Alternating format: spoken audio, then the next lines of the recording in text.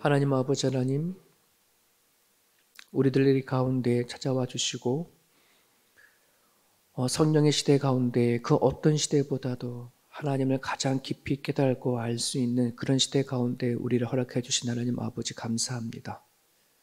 창세기부터 요한계시록까지 성경을 허락하여 주셨고 예수님을 보내주셨으며 뿐만 아니라 성령 하나님께서 오셔서 우리 가운데 임재하고 계시오니 그 어느 시대보다도 더 하나님을 깊이 아는 그런 시대 가운데 우리를 이 땅에 보내주신 하나님 아버지 진심으로 감사합니다. 참된 크리스찬으로서 마음껏 누리며 살아가는 하나님의 백성 되게 하여 주시옵소서.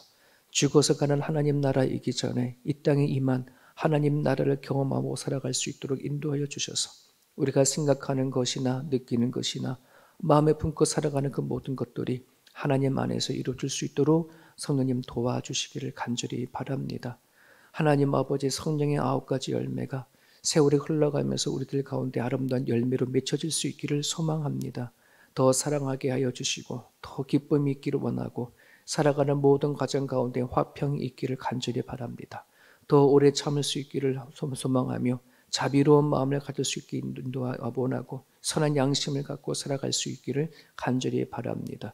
더욱더 하나님 앞에 충성된 인생을 살아갈 수 있도록 인도해 주시고 상대편의 입장에서 마음을 갖는 온유함이 있게 하시고 모든 부분들 안에서 절제하며 살아가는 우리들의 삶이 되어줄 수 있기를 소망하오니 하나님 긍휼과 선망 아버지 하나님 자비를 베풀어 주시옵소서. 감사하며 예수님 이름 받도록 기도합니다. 아멘. 요한복음 13장입니다.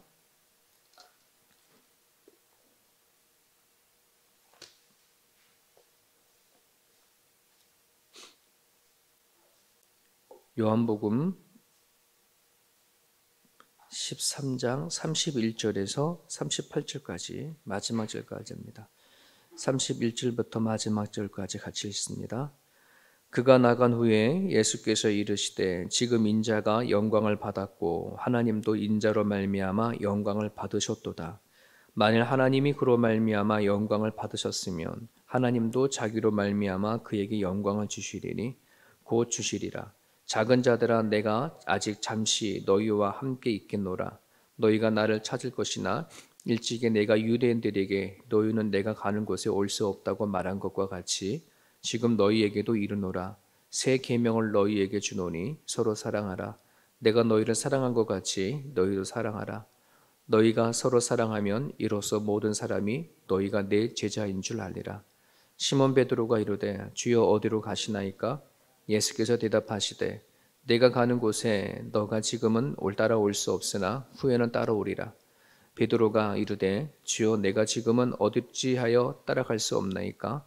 주를 위하여 내 목숨을 버리겠나이다. 예수께서 대답하시되 네가 나를 위하여 내 목숨을 버리겠느냐? 내가 진실로 너에게 이르노니 닭이 울기 전에 네가 3번 나를 부인하리라. 아멘. 예, 지금 따라올 수 없으나 후에는 따라오리라. 예, 어떤 뜻인지 아시겠죠? 지금 예수님은 십자가를 통해서 죽음의 길을 걸어가시는데 지금은 아니지만 언젠가 너는 따라올 거야. 그런 말씀이었겠습니다. 여러분 오늘 말씀을 이렇게 보게 되어지면 크리스천이 된다는 건 참 쉽지 않은 길이라고 생각이 되어집니다. 그냥 교회를 다니고 종교적인 생활을 좀 한다고 해서 나는 크리스천이다. 우리 이력서를 작성할 때에 종교가 뭐냐? 나는 크리스찬이라고 쉽게 틱할지 모르지만은 오늘 성경에서 말씀하시는 크리스찬의 삶은 쉽지가 않은 그런 삶입니다. 제자들이 안디옥에서 복음을 전할 때에 그때 처음으로 너가 크리스찬이구나 라고 처음으로 불러줬다고 하지 않았습니까? 너희들이 참 예수를 닮았구나 라고 하는 그런 말입니다. 과연 사람들이 우리를 향해서 당신 예수님을 닮았어 이런 말을 우리가 들을 수 있을까? 여러분 제자가 된다고 한다는 것은 그런 소리를 들을 수 있는 겁니다. 내가 크리스찬이 아니라 누군가 나를 향해서 당신은 예수님을 닮은 것 같습니다 라고 하는 그런 말을 듣도록 우리는 살아내는 거죠. 그런 것을. 자, 그래서 크리스찬이라고 하는 말을 듣는다는 것이 참 쉽지가 않습니다. 팬이냐 제자인인가 하는 책이 있습니다. 팬과 제자의 특징들은 또 공통점은 뭐 박수도 치고 환호하고 하나님 앞에 영광 올려드리는 거 거의 똑같은 모습이죠. 하지만 큰 차이가 있다면 팬은 뭐냐면은 공연이 끝난 다음에 살아가는 삶과는 전혀 상관이 없어요. 그게 이제 팬의 특징들이죠. 그때만 환호하고 그때만 좋아하고 할 뿐이지 공연이 끝나면 자기 삶을 살아가는 겁니다. 하지만 제자는 공연했을 때나 또 내가 개인이 살아가는 삶이나 똑같은 것을 얘기를 합니다. 외형은 분명 크리스찬이지만 실제 삶의 열매를 크리스찬들이 아닌 모습이 많습니다. 이걸 영적 괴리감이라고 얘기를 합니다. 하나님 믿긴 믿는데 왜 내 삶은 자꾸 예수님을 닮아가지 못할까 하는 영적 괴리감. 오늘날 많은 성도들 가운데 이 영적 괴리감이 빠진 분들이 많이 있습니다. 그렇게 살고 싶지는 않은 거예요. 정말 나도 성경의 말씀처럼 그렇게 살고 싶은데 막상 현실적으로는 그렇지 못하니까 양심도 찔리고 막 이러니까 나름대로 왜 하나님을 아는 것과 내 삶의 그 괴리감이 좀 많이 깊은 그런 것 때문에 힘들어하는 성도들이 참으로 많이 있습니다. 오늘 그러한 것들이 우리들의 기도 제목이 되어줬으면 좋겠습니다. 오늘 본문은 예수님의 제자들이 추구해야 할 삶의 길을 얘기를 하고 있는 말씀입니다. 31절에 보면 그가 나간 후에 가룟 유다가 나간 후를 얘기를 합니다. 예수께서 이르시되 지금 인자가 영광을 받았고 하나님도 인자로 말미암아 영광을 받으셨도다 이런 얘기가 있는데요. 가룟 유다가 나갈 때에 떡을 받고 나가겠죠. 어쩌면은 예수님께서 가룟 유다에게 떡을 전달할 때가 가룟 유다에게는 마지막 기회였지 않았을까. 예수님이 하셨구나. 아마 그런 것을 자기가 느꼈었을 텐데 그 마지막 기회를 놓쳐버렸죠. 그래서 가룟 유다가 떡 들고 나간 그 시간을 어저께 그 30절에 보면 곧 나가니 밤이러라 이런 메시지를 전하고 있습니다. 이 밤은 저녁이 됐다 이런 뜻을 하기보다는 그가 가는 길은 깜깜한 어둠이다 이런 표현인 거죠. 오늘날 이 세상의 사람들은 두 종류의 인생을 산다 합니다. 빛을 향하여서 가는 사람이 사는 사람이 있고 어둠을 향하여 가는 사람들이 있고 그 끝이 죽음인 사람들이 있고 끝이 생명인 사람이 있다고 합니다. 그런 부분들 안에서 오늘 예수를 믿고 살아가는 제자의 삶이라는 것은 빛을 향해 가는 사람입니다. 그리고 그 끝이 생명인 거죠. 이것이 우리들의 기도 제목이 되었기를 또한 원합니다. 참으로 예수를 믿고 빛을 향해 나가는 자가 되어졌다면 예수님께서 오늘 성경을 통해서 말씀하시는 바대로 진정한 변화를 가질 수 있기를 바랍니다. 그 변화가 뭔지 또 어떤 변화를 붙잡고 기도해야 할 것인지 그것이 오늘 아침의 기도 제목입니다. 다시 31절과 32절을 보게 되어지면은 여기에 그 영광이라는 단어가 두 단어가 나오는데 근데 전혀 의미는 다른 의미입니다. 요한복음의 특징은 같은 단어를 쓰지만 다른 의미로 해석되는 게 있다는 말입니다. 예를 든다면 좀 전에 말했던 밤이라는 말은 똑같은 밤일지 모르지만 그 의미는 어둠, 지금 가룟 유다가 가고자 하는 그 길은 사망의 길이라는 뜻을 담겨져 있습니다. 31절에서 말하는 영광은 곧 짊어지게 될 십자가의 영광을 얘기를 합니다. 그리고 32절에 나타나는 영광이라는 단어는 십자가 이후에 부활하시고 하나님의 보좌에 앉게 되는 영광입니다. 십자가의 영광이 있고 하나님의 보좌에 앉는 영광이 있습니다. 예수님께서는 지금은 당장 십자가의 길을 걸어가야 하는 그 상황이지만 그 이후에 있는 삶을 보셨기에 왜 그 길을 걸어가야 되어지는지, 왜 당신께서 십자가에 못 박혀 죽으셔야 되어지는지를 분명히 하셨습니다. 이거를 안목이라고 얘기를 합니다.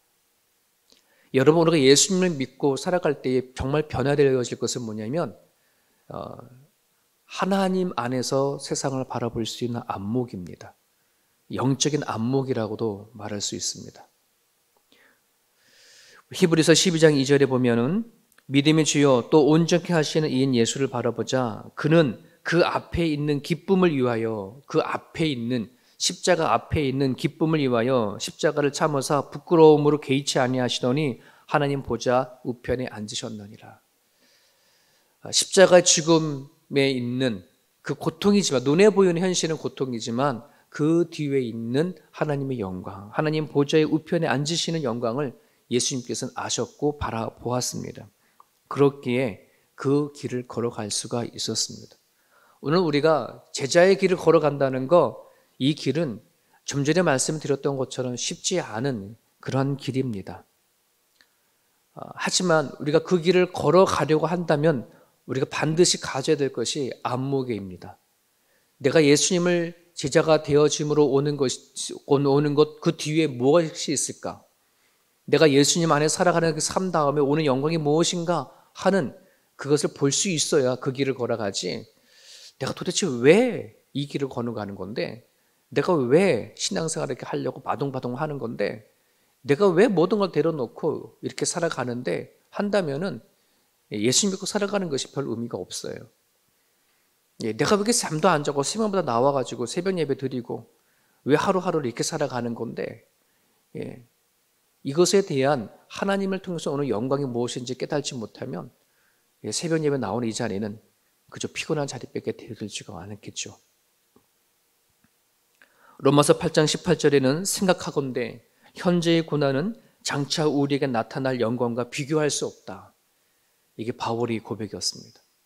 지금 현재의 고난과 현재의 아픔과 현재의 내가 감당할 수 없는 이 힘겨운 삶들은 장차 내가 예수를 믿고 오는 그 영광에 비하면 정말 비교할 수 없어.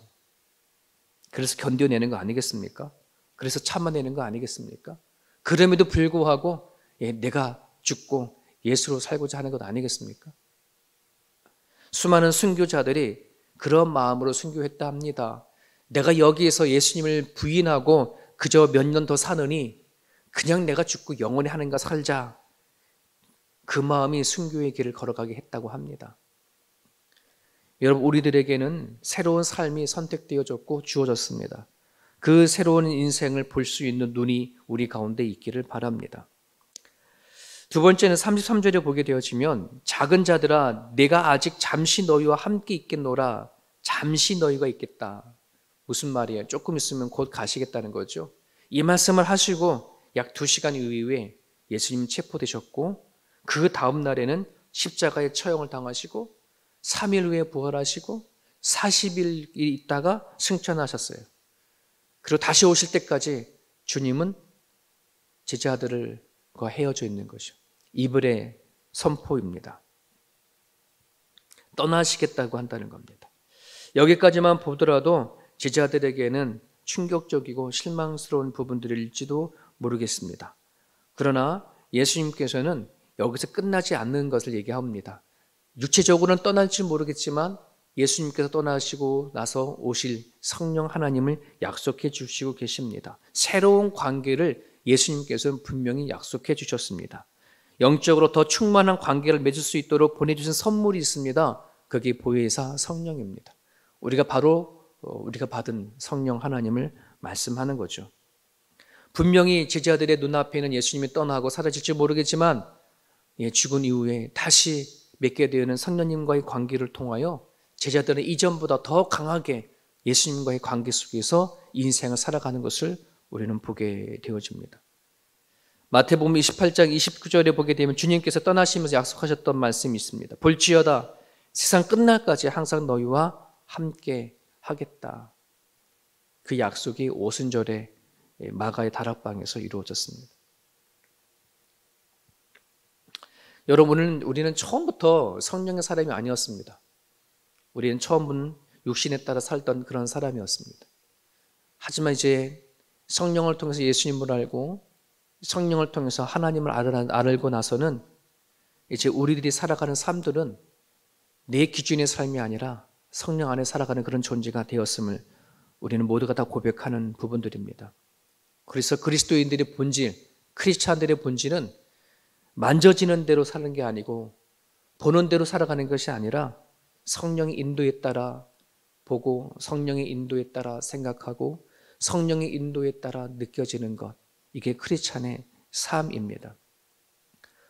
우리는 하나님을 몰랐었을 때에는 모든 것에 대해서 원망도 많았고 자주 따지는 것도 많았지만 성령을 경험하고 살다 보니 이젠 그럴 이유도 별로 없는 것을 알게 되어집니다. 그렇게 시시비비를 갈았던 수많은 일들도 성령 안에서 생각해 보면 다 그럴 만한 이유가 있구나 하는 생각도 갖게 되어집니다. 그런 부분들 안에서 내 가정의 생명은, 교회의 생명은 그 어떤 것도 아니라 성령의 임재인 것을 기억해 주십시오. 내 안에 성령이 충만해야 내가 가정을 바라보고 세워가는 것도 기쁜 거고 교회를 섬겨가는 것도 기쁘고 힘이 되어지는 것이지, 성령 충만하지 않고 교회를 세워져 가고 내 삶을 살아가면 그것만큼 힘든 게 없고 또 그것만큼 노동스러운 것도 없습니다. 늘 예전에 김진우 목사님이 목사라고 해서 욕을 할 때에 성령 충만 받지 못하고 목회해라, 그것만큼 고통스러운 것이 없습니다. 성령 받지 아니하고 목회를 하게 되면 세상에서 가장 힘들고 어려운 일들이 목회 길입니다. 하지만 성령 충만을 받으면 그 길은 또 다른 거죠. 저는 여러분들이나 이것이 우리들의 기도 제목이 되어졌으면 좋겠습니다. 인간적인 방법이 아닌 믿음의 방법, 영적인 방법으로 주어진 인생을 살아갈 수 있다는 것, 이게 우리가 변화되어야 할 두 번째 모습입니다. 하나 더 있습니다. 34절에 봅니다. 예수님께서는 제자들에게 이렇게 얘기하십니다. 새 계명을 너에게 주노니 서로 사랑하라. 이전에 있었던 계명은 율법이옵니다. 구약에서 받았던 계명이지만 예수님께서는 새 계명을 주신다 이 말입니다. 여기서 새라고 한다는 말은 카이노스라는 단어입니다. 헬라어로 새롭다라고 한다는 두 단어가 있습니다. 네우스, 카이노스. 네우스라고 한다는 이 말은 형태만 바꿔지는 걸 얘기를 합니다. 자동차를 예를 든다면 자동차 엔진을 가만히 두고 껍데기만 바꿉니다. 예전에 그런 거 많았죠. 엔진은 똑같은데 모양만 달라서 한 단계 업그레이드 시켜서 새롭게 출범했다 막 이런 식인 거죠.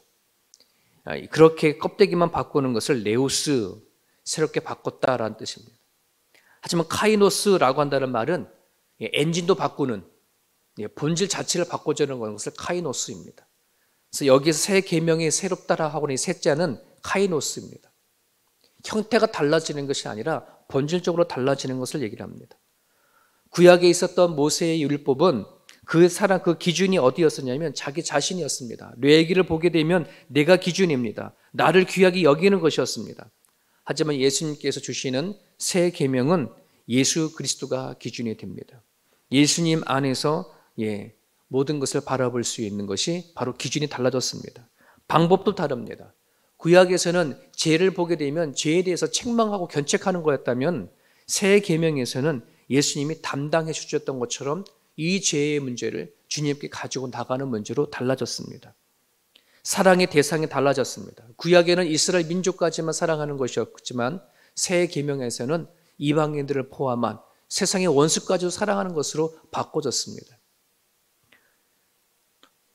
껍데기만 달라지는 것이 아닌 그 본질 자체가 이미 달라진 것, 나에서 예수 그리스도로 옮겨간 것, 책망이 아닌 담당하는 것으로, 민족만 사랑하는 것이 아닌 이방인까지 사랑하는 사랑의 폭이 넓어진 것, 이것이 바로 예수님께 주시는 새 계명입니다. 우리가 성경을 암송하고 통독하고 제자 훈련 받고 나름대로 여러 가지를 우리가 하고 있지만 여러분, 그렇게 되어진 그것 자체가 제자가 되어지는 것이 아니라 정말 우리가 제자가 되어지기 원한다 그러면 이 계명을 우리는 일평생 과제로 삼고 목적으로 삼고 살아내야 한다는 것입니다. 쉽지 않은 길을 여러분들은 선택하셨고 또 우리가 걸어가고 있습니다. 그런 부분들 안에서 이 아침에 여러분, 내 가정과 나의 교회, 하나님이 주시는 성령 충만을 가지고 이끌어갈 수 있도록 여러분 기도해 주시고, 성령 안에 나의 안목이 변화되어 가고 바꿔져 가고, 그리고 살아가는데 가정 가운데 성령님을 통해서 새로운 교제를 우리를 해나가고 예수님이 주신 새 계명을 따라 살아갈 수 있는 우리 모두가 되었으면 좋겠습니다. 오늘 주신 말씀 붙잡고 자유롭게 여러분들 기도해 주시고, 여러분 가지고 나온 기도 제목 놓고 하나님 앞에 기도하시다가 돌아가시길 바랍니다.